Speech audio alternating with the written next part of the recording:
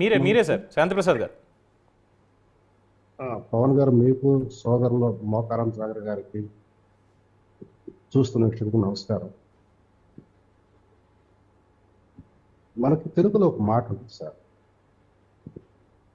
అపాత్ర దానం చేయకూడదు, పాములు పెంచకూడదు, అందులో విషనాగులు అసలు పెంచకూడదు. కాకపోతే మెగా కుటుంబానికి ఏంటంటే అది మరి దౌర్భాగ్యం మరి తెలియదు, శాపమో తెలియదు. ప్రకాష్ రాజు వల్ల వాళ్ళ కుటుంబంలో చిరంజీవి గారు ఎంత ఇబ్బందులు పడ్డారు ఆ ఎన్నికల సమయంలో. అవును, ఆ మంచు విష్ణుకు సంబంధించి ప్రెసిడెంట్ గా నిలబడినప్పుడు ఇతను నిలబడ్డాడు, ఇతనికి సపోర్ట్ చేశారు. మంచు విష్ణు బ్యాక్ చేసింది జగన్ రెడ్డి. ఆ రోజు అందరూ చూశారు. అది ఏ స్థాయికి తీసుకెళ్లారంటే కులాల స్థాయికి, సినిమా ప్రపంచంలో కులాల స్థాయికి కూడా తీసుకెళ్లిన దౌర్భాగ్యమైన ఘటన ఆ రోజు మొట్టమొదటిసారిగా చూసాం. సరే, జరిగిపోయింది. అయితే పవన్ కళ్యాణ్ గారు ఎప్పుడు కూడాను ఎవరితో కూడా నాన్ కమిటల్గా ఉంటారు. ప్రేమిస్తే అతనితో అత్యంత సన్నిహితంగా ఉంటారు, లేకపోతే ఎంత గౌరవం ఇవ్వాలో అంతవరకే ఇస్తారు. దానికి పలు ఉదాహరణలుగా చెప్పుకోవాలంటే ఆలీ సంగతి మీరు చూడొచ్చు సినిమా రంగంలో. అవును. కానీ ఇక్కడ పవన్ కళ్యాణ్ గారు ఈరోజు మాట్లాడుతున్నది, చంద్రబాబు నాయుడు గారు సాధారణంగా ఒక మాట మాట్లాడాలంటే 100 సార్లు ఆలోచించుకున్న తర్వాత మాత్రమే మాట్లాడతారండి. మనిషి చాలా బ్యాలెన్స్గా మాట్లాడతారు. మాట్లాడేటప్పుడు తిరుమల లడ్డూకు సంబంధించిన మాట మాట్లాడాల్సి వచ్చినప్పుడు కూడా చంద్రబాబు నాయుడు గారు ఏం మాట్లాడారు? కడాన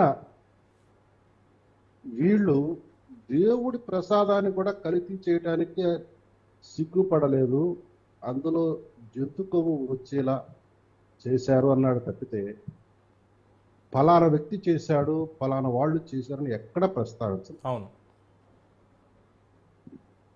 ఆయన తన 100 రోజుల పాలన సమయంలో ఆ శాసనసభాపక్ష సమావేశంలో 124 మంది సభ్యులు ఉన్న సమావేశంలో తన ప్రభుత్వం, కూటమి ప్రభుత్వం సాధించిన విజయాలు, గత ప్రభుత్వం చేసిన అరాచకాలు, వాటికి ఎట్లా ఓవర్కమ్ అవ్వాలి అనే దాని గురించి ఒక దిశానిర్దేశం చేస్తూ వాళ్ళు చేసిన ఒక అంశం గురించి చాలా బాధతో చెప్పాడు ఆయన.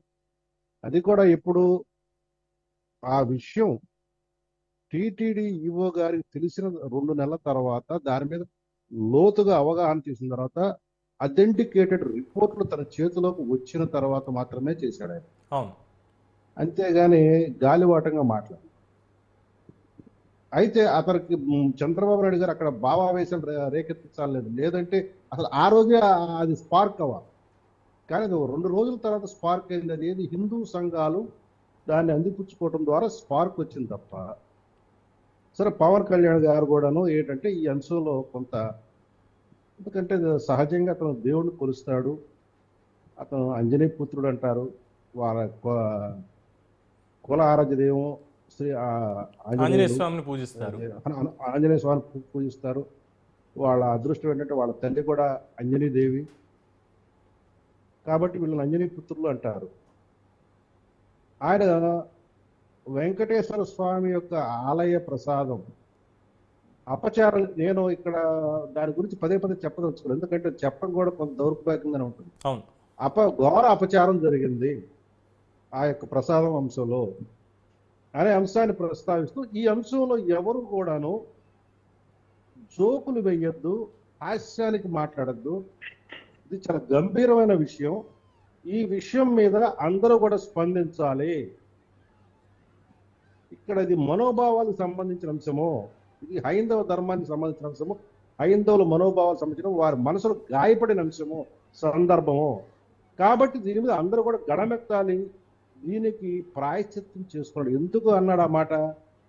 దేవదేవుడికి, మనందరికీ తెలుసు, దేవదేవుడికి కోపం వస్తే ఆయన తన యొక్క కోపాన్ని ప్రదర్శిస్తే ఎటువంటి వినాశనం మానవ చేత జరుగుతుంది, ఎటువంటి ఉపద్రవం వస్తుంది ప్రకృతి పరంగా అనేది మనకు ఒక మానసికమైన భయాందోళన ఉంటుంది. ప్రతి దేవుడిని అనుసరించే ప్రతి హైందవుడికి ఇది ఉంటుంది. కాబట్టి ఆ యొక్క ఆందోళనలో మా మనసులోంచి తొలగించడం కోసం ప్రాయశ్చిత్త దీక్ష అనేది ఒకటి పెట్టి ప్రతి హైందవ బంధువుని మీకు మీరుగా ప్రాయశ్చిత్తం చేయండి అని ఆయన అడిగాడు. అంతే తప్ప ఆయన ఎక్కడా కూడా మీరందరూ రోడ్ల మీదకి రండి, దీని మీద పోరాడండి, మీ గళమెత్తండి, మీరు దీని మీద ఏదన్నా దాన్ని ఏమంటే యాంటీ సోషల్ ఎలిమెంట్స్ ప్రవర్తించినట్టుగా ఎక్కడ కూడా పిలుపులేదు. మీకు మీరుగా మీకున్న అందుబాటులో ఉన్న ఆలయాల్లో మీరు ప్రాయశ్చిత్తం చేయండి. నేను ఇన్ని రోజులు చేయదలుచుకున్నాను, ఇన్ని రోజులు చేస్తున్నాను, ఈ రోజులు ఈ కార్యక్రమాలు చేస్తున్నాను ఆయన ఒక విధానం ప్రకటించాడు. దాని మీద ప్రకాష్ రాజు స్పందించాల్సిన అవసరమే లేదు. ఎందుకంటే అక్కడ చంద్రబాబు నాయుడు గారు కానీ ఇక్కడ పవన్ కళ్యాణ్ గారు కానీ ఏ ఒక్క వ్యక్తిని ఏ ఒక్క పార్టీని కూడా వేలెత్తి చూపాల. మనం గమనించాల్సింది ఇది మొదట్లో 18వ తారీఖు నుంచి మనం గమనించాల్సింది వాళ్ళు ఏ ఒక్కరిని వెలికి చూపల. అయితే పవన్ కళ్యాణ్ గారు ఏం చెప్పారంటే బాధ్యత తీసుకున్న వ్యక్తులు ఆ బాధ్యతను విస్మరిస్తే వాళ్ళని బాధ్యులు చేయాల్సిన బాధ్యత మనకు ఉందా లేదా అని ప్రశ్నించాడు. ఎవరు ఆ బాధ్యత? టీటీడీ ధర్మకర్తల మండలి. దాన్ని ఎవరు హెడ్ చేశారు? ఆ యొక్క దేవస్థానానికి చైర్మన్గా వ్యవహరించిన వ్యక్తులు, ఈవోగా వ్యవహరించిన వ్యక్తులు. వాళ్ళు బాధ్యత తీసుకోవాలి అన్నాడు. దాని మీద తప్పు ఏముంది అందులో? ఎవరైనా అడిగేది అదే కదా. దానికి ప్రకాష్ రాజు విపరీత అర్థాలు తీసి అతను మొదటి చేసిన పోస్ట్లో మొదటి లైన్ వరకు ఓకేనండి, మీరు డిప్యూటీ సీఎంగా ఉన్నారు, ఇంకోటి జరిగింది అని అంతవరకు పర్వాలేదు. కానీ దేశం ఇప్పటికే కోనారిపోతుంది, అల్లాడిపోతుంది. మళ్ళీ మీరు అంటూ బ్రాకెట్లో మీ యొక్క ఢిల్లీ సంబంధించిన దోస్తులు అని పెడతాం అనేది చూసారా, అది పుల్లబెట్టి కెలకటం 100%. అది మనిషిని కించపరచడం లాంటిది, ఎగతాళి చేయటం లాంటిది, ఒక మత విశ్వాసాలని గేలి చేయటం లాంటిది. ఇది తప్పు. ఇది మాత్రమే కాకుండా ఇటీవల కాలంలో అంటే ఇది నేను ఇందాక ఓపెనింగ్ స్టేట్మెంట్ చెప్పా, అంటే వైఎస్ఆర్సీపీ వాళ్ళ అడుగుజాలల్లో నడుస్తూ మాట్లాడుతున్నారు అన్నది ఎందుకన్నానంటే, పవన్ కళ్యాణ్ గారు, చిరంజీవి గారు, నాగబాబు గారు దేవుడు అంటే ఏంటి అన్నదానికి అనేక సందర్భాల్లో వారి మనసులో ఉన్నటువంటి ఒక భావనని వ్యక్తపరిచిన వీడియోని బయట సర్క్యులేట్ చేస్తూ, అంటే దేవుడు లేడు ఈ టైప్లో ఒకటి సర్క్యులేట్ చేస్తున్నారు. రెండోది వచ్చేసి పవన్ కళ్యాణ్ గారు వారి కుటుంబాన్ని గురించి చెప్తూ, నాకు ఏ మతం ఉంది అంటే నేను హిందువుని, నేను హిందూ మతాన్ని ఆచరిస్తున్నాను, అలాగే నాకు పరమతాలన్నా కూడా నాకు వాటి మీద గౌరవం ఉంది, నా ఇంట్లోనే నా కుమార్తెని వాళ్ళ పద్ధతిలో నేను పెంచుతున్నాను అన్నారు తప్ప నేను బాప్టిజం తీసుకున్నాను అని ఆయన ఎక్కడా ఒక స్టేట్మెంట్ ఇవ్వలేదు. ఇప్పుడు దాని మీద మళ్ళీ వీళ్ళు వచ్చి డిక్లరేషన్ ఇప్పిస్తారా, డిక్లరేషన్ ఇస్తాడా, ఈ రకమైనటువంటి ఒక చెత్త ప్రాపగాండాని హ్యాష్ట్యాగ్ ఇప్పుడు నంబర్ 1లో ట్రెండింగ్ అవుతోంది సార్ ట్విట్టర్లో కూడా. ఏంటంటే దీని గురించి మీకు కొంత లీగల్ పరిజ్ఞానం కూడా నేను చెప్తాను, లీగల్ అంశాలు కూడా. ఇందులో ఏంటంటే ఇతను సినిమాలో చిరంజీవి గారితో కానీ పవన్ కళ్యాణ్ గారితో కానీ నటించాడు, కానీ ఆ వాళ్ళ యొక్క మానసిక దీనిని ఏమాత్రం అర్థం చేసుకున్నాడో నాకు తెలియదు. కానీ నేను చిరంజీవి గారితో సేల్ అయ్యాను, పవన్ కళ్యాణ్ గారితో సేల్ అయ్యాను, వాళ్ళతో గంటల మాట్లాడుకున్నాను ప్రజారాజ్యం ఉన్నప్పుడు కానీ జనసేన ఉన్నప్పుడు కానీ. చిరంజీవి గారిది చిన్నపిల్లల మనస్తత్వం సార్. అవును. పవన్ కళ్యాణ్ గారు చాలా కట్రోట్గా ఉంటారు ఏదైనా సరే వ్యవహారం వస్తే, కానీ చిరంజీవి గారు చాలా మృదు స్వభావి, తనని తిట్టిన వాడిని కూడా గౌరవించి మాట్లాడే రకమైన. నేనే చాలాసార్లు అడిగాను, మిమ్మల్ని తిడుతుంటే మీరు ఎట్లా భరిస్తారు సార్, మాకు రగిలిపోతున్నాయి అంటే, మనం ఎదుటి వాడిని తిట్టి మనం ఏం చేయగలం ప్రసాద్? వాడిని మనం తిడతాం మీ యొక్క సాటిస్ఫాక్షన్ కోసం, మళ్ళీ వాడు తిడతాడు, మళ్ళీ నేను వాడిని తిట్టాలా?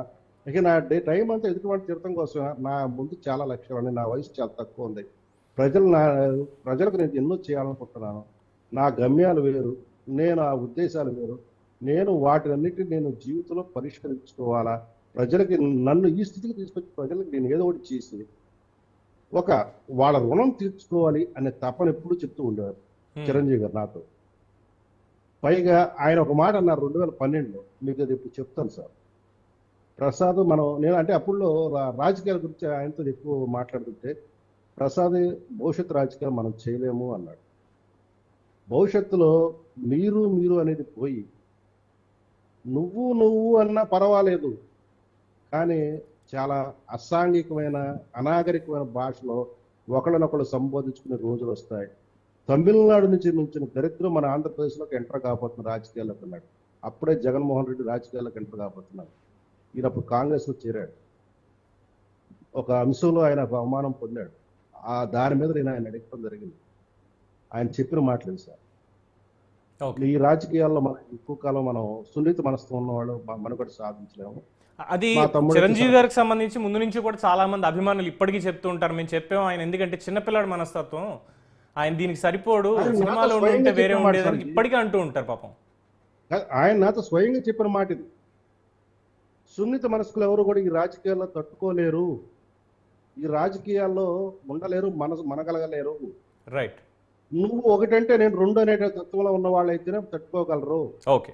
నేను అట్లా చెయ్యను అని అన్నారు. ఇకపోతే లీగల్ గా వచ్చినప్పటికీ జగన్ రెడ్డి మీద ముఖ్యమంత్రిగా ఉన్నప్పుడు డిక్లరేషన్ ఇవ్వమని అడిగినప్పుడు ఆంధ్రప్రదేశ్ రాష్ట్ర హైకోర్టులో ఒక వ్యక్తి, గుంటూరు వైకుంఠపురానికి చెందిన వ్యక్తి, ఇతను డిక్లరేషన్ ఇవ్వకుండా ఆలయ ప్రవేశం, తిరుమల ఆలయ ప్రవేశం చేయకుండా మీరు నిరోధించాలని హైకోర్టు అడగడం జరిగింది. ఆ రోజు జస్టిస్ భట్టు దేవానంద్ గారు ఉన్నారు.